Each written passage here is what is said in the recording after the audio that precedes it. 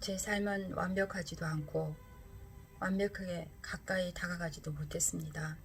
저는 완전하지 않습니다. 사실 저는 온갖 불완전 덩어리입니다. 저는 불완전함들을 바로잡고 싶습니다. 때로는 온갖 마음으로 강구합니다. 그리고 이것에 제 행동의 원인이 되고 실패를 불러일으키고 제 앞길을 가로막는지 알고 싶습니다. 제가 당신께 온 이유도 이 때문일 것입니다. 제 힘으로는 그 해답을 찾을 수가 없습니다. 내가 와서 기쁘다. 나는 너를 돕기 위해 늘 여기에 있었다. 지금도 나는 여기에 있다. 내가 굳이 혼자 힘으로 해답을 찾아야 하는 건 아니다. 예전에도 꼭 그래야 했던 건 아니었다. 그러나 책상 앞에 앉아 이런 식으로 당신과 대화한다는 건 너무 주제 넘은 짓인 것 같습니다. 당신 곧 신이 응답해준다고 상상하는 건 더할 나위도 없고요. 제 말은 이건 미친 짓이라는 것입니다. 나도 안다. 성서의 저자들은 하나같이 제정신이 있었는데 너는 미쳤구나.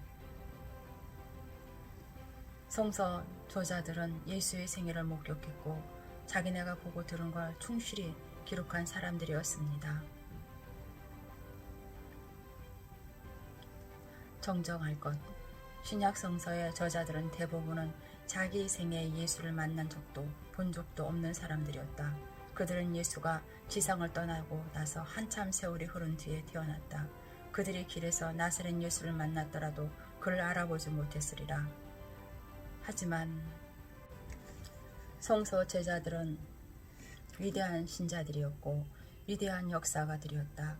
그들은 다른 사람들, 즉 나이 든 사람들이 나이 든 사람들에게서 듣고 자기네와 자기네 친구들한테 전해준 이야기들을 모았다. 그렇게 해서 마침내 글로 적힌 기록이 만들어진 것이다. 그렇다고 그 최종 문서, 성서 속의 성자들이 저자들이 적은 모든 기록이 다 들어간 것은 아니다. 그 당시 이미 예수의 가르침을 중심으로 해서 교회들이 생겨났다. 그래서 강력한 이념을 중심으로 사람들이 집단을 이루며 모일 때와 모이는 곳이면 을에 그렇듯이 이런 교회 혹은 집단 속에서 특정한 몇몇 사람들이 있어 예수 이야기 중 어떤 부분을 어떻게 들려줄지 결정했다. 고르고 편집하는 이 과정은 복음서들과 성서의 내용을 모으고 기록하고 발간하는 전 시기에 걸쳐 계속되어 왔다. 성경 전체의 경우만 해도 마찬가지고 원래의 경전들이 글로 옮겨지고 나서 몇 세기가 흐른 뒤에 교회 최고의회 당시 공식 성경 속에 어떤 교리와 진리들을 포함시킬지 그리고 어떤 것들이 대중에게 드러내 보이기에 건전한지를 알거나 설익은 교리와 진리들인지 다시 한번 판단했다. 그리고 다른 성스러운 경전들 역시 존재해왔다. 그것들이 하나하나 그렇지 않았더라면 지극히 평범했을 사람들의 영감을 느낀 순간에 문자로 기록해 놓은 것들이다. 하지만 그들 중 어느 누구도 너만큼 미치지는 않았다. 이 글이 언젠가는 성스러운 경전이 될 수도 있다는 말씀을 하시는 건가요? 설마 그런 말씀은 아니겠죠.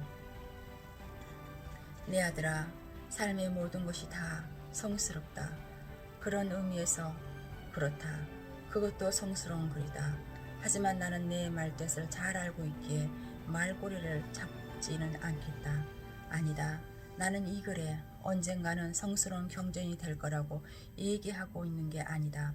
적어도 몇백 년 동안은 그리고 이 글에 쓰인 언어가 시대에 뒤떨어진 골동품이 될 때까지는 너도 보다시피 여기서 쓰고 있는 언어는 너무 일상어투어이고 너무 대화체이며 또 너무 현대적이다. 그게 문제다. 사람들은 만일 신이 직접 너와 이야기하고자 했다면 이웃집 남자처럼 말하지 않았을 거라고 가정한다. 언어에 뭔가 통일된 구조가 깃들어 있어야 한다. 신성한 구조는 둘째치고서라도 뭔가 권위 있어야 하고 뭔가 신성한 느낌이 있어야 한다고 생각한다. 내가 전에 말했다시피 이런 사고방식 역시 문제의 일부다. 사람들은 오로지 한 가지 형식으로 드러나는 신만을 느낄 수 있다. 그런 형식에 어긋나는 것을 뭐든지 불경으로 비추는 것이다. 제가 전에 말씀드렸다시피요. 그래, 내가 전에 말했다시피 그건 그렇고 내 질문의 핵심으로 들어가 보자. 너는 왜 자신의 신과 대화할 수 있는 게 미친 짓이라고 생각하느냐? 너는 기도를 믿지 않느냐? 믿죠. 하지만 그건 다릅니다. 저한테 기도는 늘 일방통행이었습니다. 저는 묻고 신은 늘 침묵을 지키셨죠. 신이 기도에 응답해 준 적이 한 번도 없었다고? 아니, 있습니다. 하지만 아시다시피 말로 응답하신 적은 한 번도 없습니다. 물론 이제까지 살아오는 동안 기도에 대한 응답, 그것도 아주 직접적인 응답이라는 확신이 드는 온갖 종류의 일들이 일어나긴 했죠. 하지만 신은 말을 건 적은 한 번도 없었죠. 알겠다. 내가 믿는 이 신은 뭐든지 다 할 수 있는 이 신을 단지 말하는 것만을 못하는 거로구나. 물론 신은 말씀하실 수 있겠죠. 원하시기만 하면요. 다만 신이 제게 말씀하고 싶어 하신다는 게 가당치 않는 일인 것 같다는 거죠.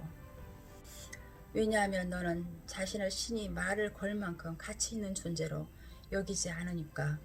그런데 굉장하군.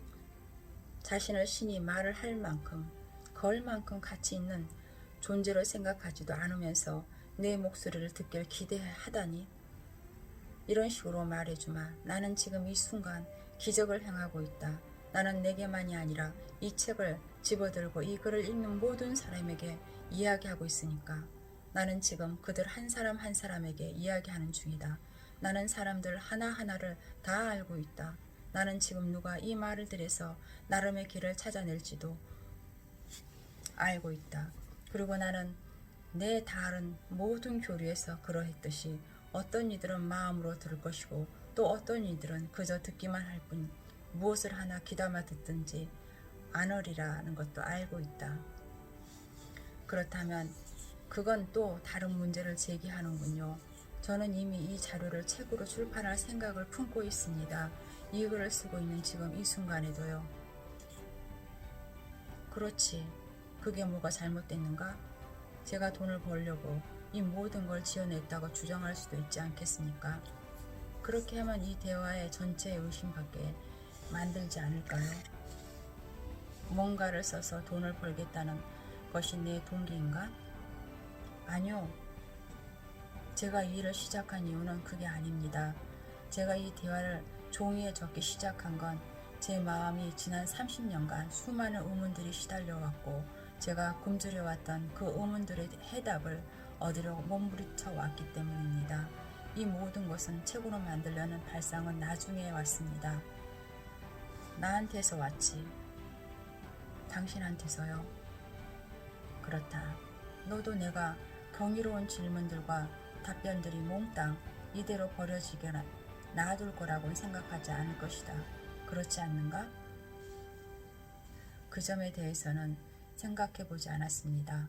처음엔 그저 질문에 대한 답변을 얻고 싶었을 뿐이죠.